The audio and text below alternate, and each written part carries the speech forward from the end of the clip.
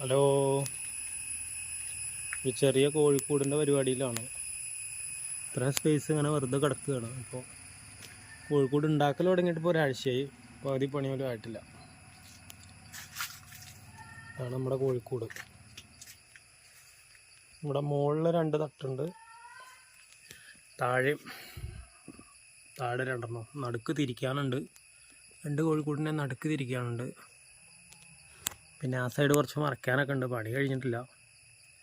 അടി പിന്നെ മണ്ണിലാണ്, സിമൻ്റ് ഒന്നും ഇടുന്നില്ല. മണ്ണിലല്ല കോഴികൾക്ക് നല്ല കുറേ പണികളുണ്ട്.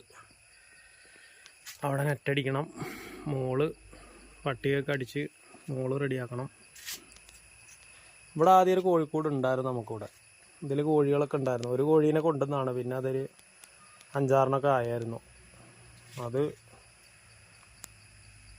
തൂങ്ങി പിടിച്ച് നിന്ന് പനി പിടിച്ച് അങ്ങനെ ഓരോന്ന് ചത്തു. അങ്ങനെ കോഴിപ്പരിപാടി മടുത്തായിരുന്നു. അപ്പോൾ രണ്ടാമത് പിന്നെ ഒരു ആഗ്രഹം കുറച്ച് വലുതായിട്ട് തുടങ്ങാമെന്ന്. അങ്ങനെ തുടങ്ങുകയാണിപ്പോൾ.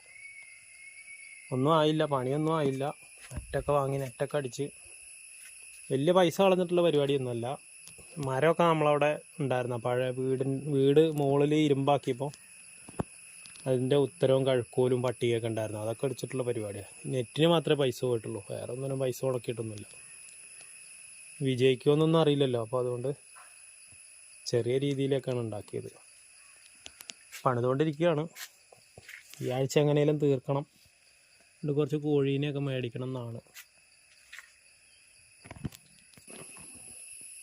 ഇപ്പോൾ വർക്കൊക്കെ കുറവല്ലേ, അപ്പോൾ എന്തെങ്കിലും ചെറിയ സൈഡായിട്ട് എന്തെങ്കിലുമൊക്കെ ചെയ്യാമെന്ന് കരുതിയാണ്. അപ്പോൾ കുറേ മരമൊക്കെ കിടക്കുന്നുണ്ട്, അതൊക്കെ വെച്ച് ചെയ്യണം. വിജയിക്കുകയാണെങ്കിൽ അവിടെ ഒരെണ്ണം കൂടി ചെറുതായിട്ടൊക്കെ തട്ടിക്കൂട്ടാം. സ്ഥലമുണ്ട്, പിന്നെ കുറച്ച് മുകളിലേക്കൊക്കെ ഇങ്ങനെ അഴിച്ചു വിട്ട് നാടൻ കോഴീനെ മേടിക്കാമെന്ന് വിചാരിച്ചിട്ടാണ്. അപ്പോൾ അങ്ങനെ ആകുമ്പോൾ നമുക്ക് മുകളിൽ പറമ്പിലൊക്കെ അഴിച്ചു വിട്ട് അങ്ങനെ തിന്നും, കുറച്ചൊക്കെ തീറ്റയും കൊടുത്തിട്ട് അങ്ങനെ നടക്കുമല്ലോ. അങ്ങനെയൊക്കെ വിചാരിച്ചാണ്.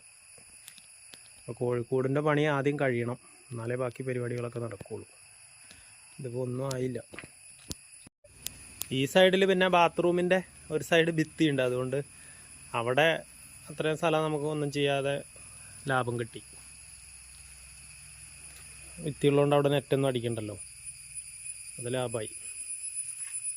പിന്നെ അടിയിൽ നമ്മൾ ഒരു വരി ഇങ്ങനെ ഓളബ്രിക്സ് കെട്ടിയിട്ടുണ്ടോ, ഒക്കെ ഞാൻ തന്നെയാണ്. കുറച്ച് സിമെൻ്റൊക്കെ മേടിച്ച്, വലിയ ലെവലൊന്നുമില്ല, എന്നാലും നമ്മളെ കൊണ്ട് പറ്റണ പോലെയൊക്കെ ചെറുതായിട്ട് അങ്ങോട്ട് പടുത്തു. ഭയങ്കര എലിശല്യം അവിടെ, പെരിച്ചാഴി ഉണ്ട് നിറച്ച്. അപ്പോൾ പിന്നെ അത് ഉള്ളിലേക്ക് കയറി എല്ലാം കുത്തി നശിപ്പിക്കൂലേ, അതുകൊണ്ട് ഒരു വരി ഓളബ്രിക്സ് ഇങ്ങനെ കെട്ടി.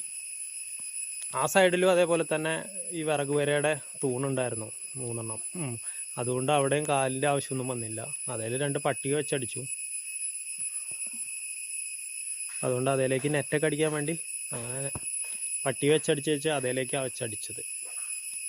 മുകളിലാണെങ്കിൽ പിന്നെ ആദ്യം ഇങ്ങനെ പൈപ്പ് വെച്ച് അനിയന് വെൽഡിങ് ആണ്. അപ്പോൾ അവൻ ആദ്യം വെൽഡ് ചെയ്ത് ഇങ്ങനെ ഇത് തുണി ഉണക്കാനിടാൻ ഇട്ടതായിരുന്നു. അപ്പോൾ അതിന് പൈപ്പൊക്കെ ആദ്യം റെഡിയാക്കി വെച്ചിട്ടുണ്ട്. അതുകൊണ്ട് മുകളിലും വലിയ പണിയൊന്നുമില്ല, മുകളിൽ പൈപ്പൊക്കെ ഉണ്ട്. അതിലേക്ക് ഷീറ്റൊക്കെ ഇട്ടൊന്ന് വൃത്തിയാക്കിയാൽ മാത്രം മതി. ഇവിടെ പിന്നെ നല്ല പട്ടികളെ ശല്യമുണ്ട്, അതുകൊണ്ടാണ് പിന്നെ നെറ്റൊക്കെ അടിച്ച് മറച്ചത്. അല്ലെങ്കിൽ പട്ടികളെല്ലാം കോഴീനെല്ലാം കടിച്ചു പറിച്ചുകൊണ്ട് പോകും. ഇവിടെ ഇപ്പോൾ പട്ടി വെറ്റി കിടക്കായിരുന്നു ഈ കോഴിക്കൂട്ടിൽ. അത് കണ്ടപ്പോൾ അത് ഇറങ്ങിപ്പോകാൻ വേണ്ടി നോക്കി നിൽക്കുമായിരുന്നു ഞാൻ, കോഴിക്കൂട് എങ്ങനെയാണ് റെഡിയാക്കാൻ വേണ്ടി. ഇതിനകത്ത് പട്ടി 5 കുഞ്ഞുങ്ങളുണ്ടായിരുന്നു. അതിനിപ്പോൾ ഒന്ന് എണീറ്റ് ഓടി നടക്കാനായപ്പോൾ ഒന്ന് ഓടിച്ചു വിട്ടതേ ഉള്ളൂ. അപ്പോൾ അതെങ്ങനെ ഒഴിഞ്ഞു കിടക്കണോണ്ട് പട്ടിയും എലിയും പൂച്ചയെല്ലാം അങ്ങനെ കിടന്ന് അവർ കൂടാക്കിയേക്കുമായിരുന്നു. അപ്പോൾ പിന്നെ അവർക്കെല്ലാം കൂടാക്കുകയാണെങ്കിൽ നമുക്ക് എന്തായാലും കൂടുണ്ടാക്കിയാൽ അങ്ങനെ വിചാരിച്ച് തുടങ്ങിയതാണ്. വിജയിക്കുമെന്ന് വിചാരിക്കുക നമ്മൾ.